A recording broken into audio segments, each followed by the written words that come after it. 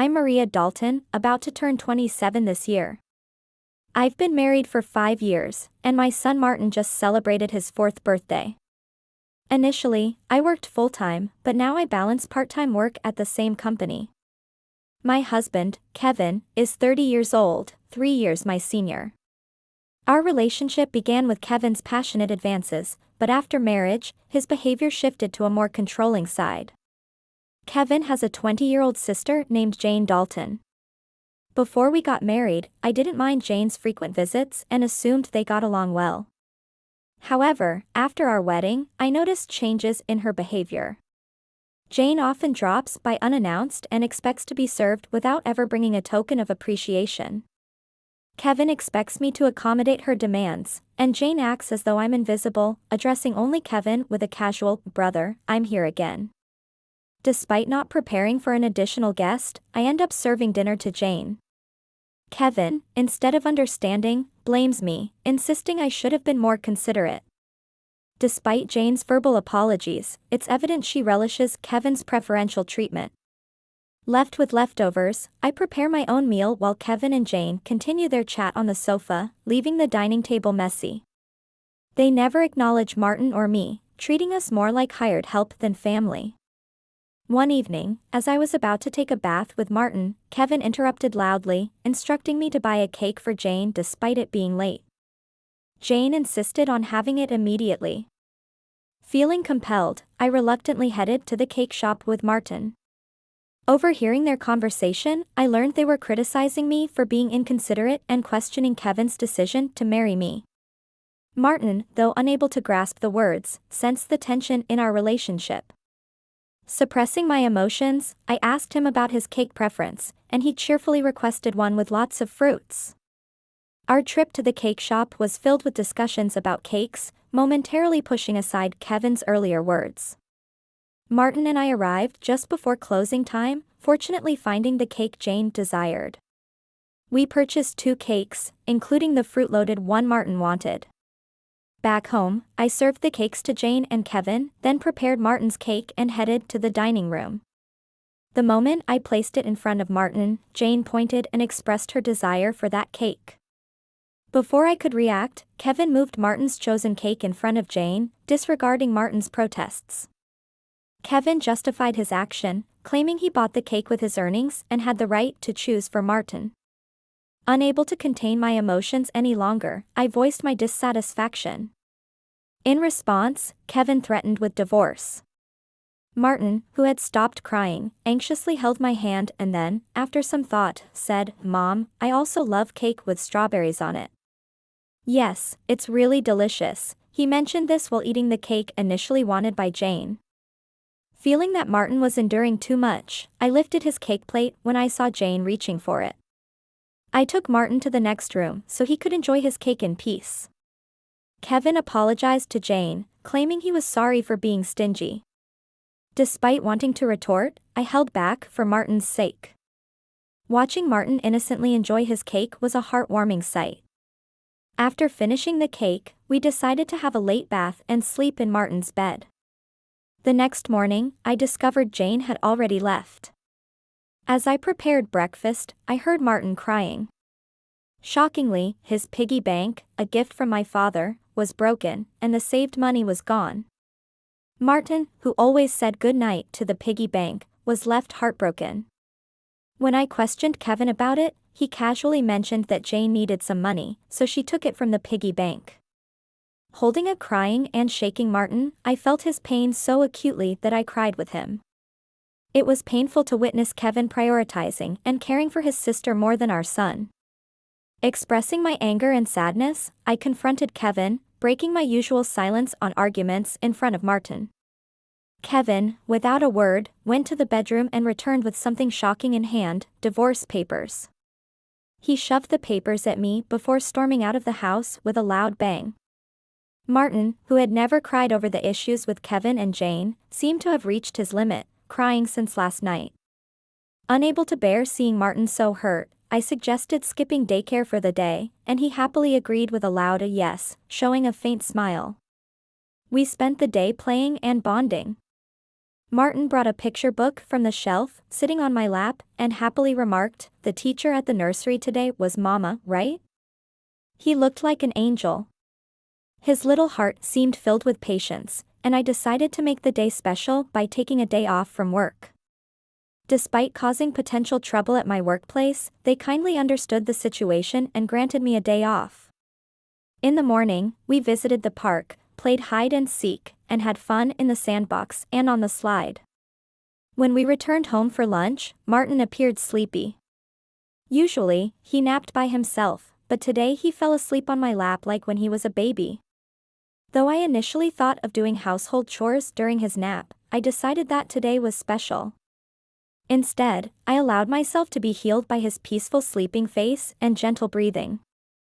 However, my serene moment was abruptly interrupted by a noise from the entrance, indicating the front door had opened.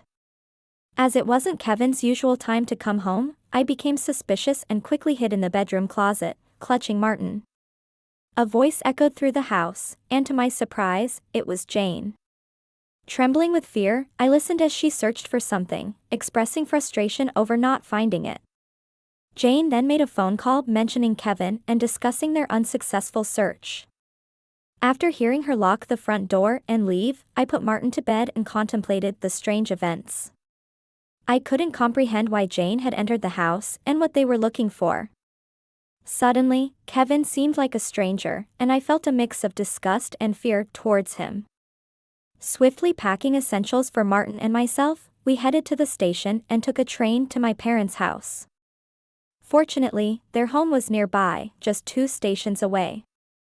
Although I hadn't contacted them beforehand, my parents sensed something from my expression and welcomed us without asking questions.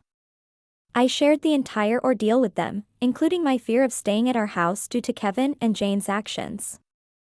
Upon hearing my mother's suggestion that Jane might have been looking for my belongings, possibly cash cards, I recalled my past experience as a successful CEO in the handmade goods industry.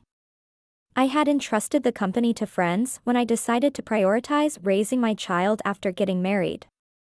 Although I still worked part-time and communicated with the company from home, Kevin was unaware that I was still the CEO. I discovered the hidden divorce papers that Kevin had tucked away, suspecting that he thought I had a decent amount of savings. While I've mentioned to him that I still receive some assistance from the company, I've deliberately kept the details about being the CEO and my savings private.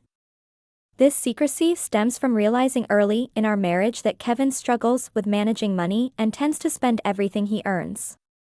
Kevin at first provided only $2,000 a month for food expenses and even suggested I quit my job to become a full-time housewife.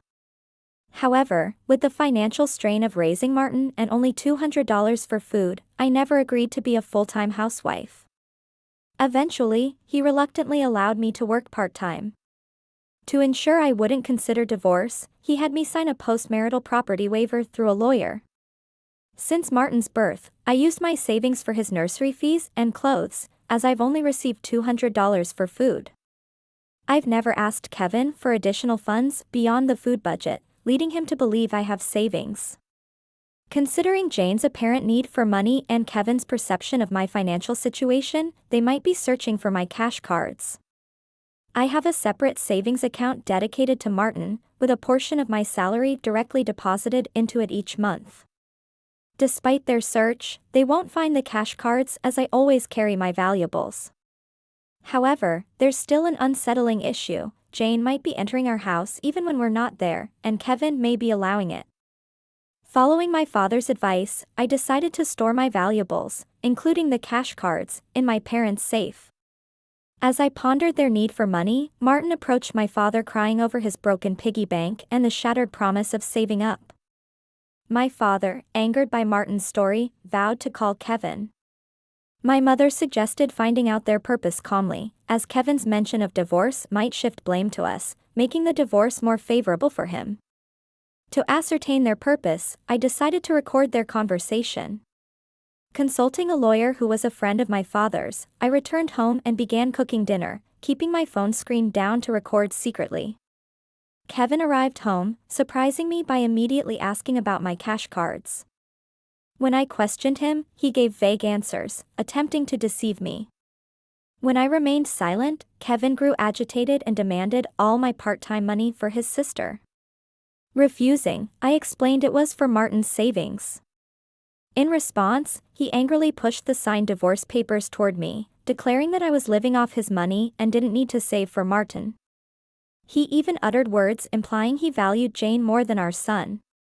Hearing this, I stopped preparing the meal, put the divorce papers in my bag, took Martin's hand, and headed for the door. Kevin, in a loud voice, declared his serious intent for divorce, instructing me never to come back. I responded by stating I wouldn't return to a house where a stranger could come and go freely. After leaving, I received numerous messages and calls from Kevin, which I ignored. Turning off my phone, I sought refuge at my parents' house, sharing the recording and divorce papers with them. Although I confessed to having no love or affection for Kevin, I expressed concern for Martin. My parents advised me to do as I pleased, acknowledging the potential emotional impact on Martin if a divorce were to occur. While grappling with the decision to divorce Kevin, Martin expressed his hunger. My mother, seeing my distress, kindly made him hamburgers, his favorite dish. Overwhelmed with emotions, tears welled up in my eyes as my mother told Martin with a warm smile that she prepared the hamburgers so that he and I could visit whenever we wanted. Taking a bite, Martin exclaimed with joy, praising Grand's hamburgers and expressing a desire to eat them every day. I responded, saying it's because the hamburger contains the love I have for him. In a touching gesture, he took a big bite and offered it to me. Moved by Martin's kindness, my tears couldn't be held back, and even though I tried to stop them, they persisted. My father, noticing Martin's concern, reassured him that my tears were of happiness, not sadness. Hearing this, Martin, in a moment of understanding, hugged me, and my father's eyes turned bright red. Realizing the blessing of being with family, I remarked to Martin that family is precious. Surprised, he questioned if Dad had mentioned that only Jane was family. My father gently confirmed it but then asked Martin if he wanted to live with them as family. With a laugh, Martin happily agreed, making everyone smile naturally. Despite contemplating divorce, the meal felt so happy that I finally decided to part ways with Kevin. I planned to inform Martin about it, and even though discussing it weighed heavily on my heart, Martin seemed to grasp the situation. Happily, he expressed the desire to live as a family, embracing the pet dog and calling him his younger brother despite the dog being older. Preparations for the divorce began, starting with contacting a lawyer who was a friend of my father. The next day, we formalized the contract, and my father and Martin shared comforting laughter while I laid in bed reminiscing about my childhood. The following day, upon checking my smartphone, I found over 200 calls and messages from Kevin, showcasing his emotional instability. Exhausted, I turned off my phone, and with the lawyer's assistance, we explained the situation to my parents. Jane had accumulated significant debt from a casino and shopping addiction, and Kevin acted as her guarantor, planning to use my savings. The lawyer confirmed that the divorce papers had already been submitted, and Kevin sobbed upon realizing it was finalized. Despite expecting disagreements about child support, he signed a pledge to pay $340 to Martin every month. In a subsequent call from Kevin, his tone lacked aggression, and he calmly admitted to financial manipulation and explained his complex feelings toward Jane. I firmly asserted my decision not to reconsider and heard his faint sobbing before he wished me happiness and hung up. Remaining strong until the end, I discussed future plans with my parents and decided to stay with them until Martin grows up. I resumed my role as a company president and later learned that Kevin and Jane had informed their parents about the divorce and debt, resulting in disownment. Today, I find happiness being with my family.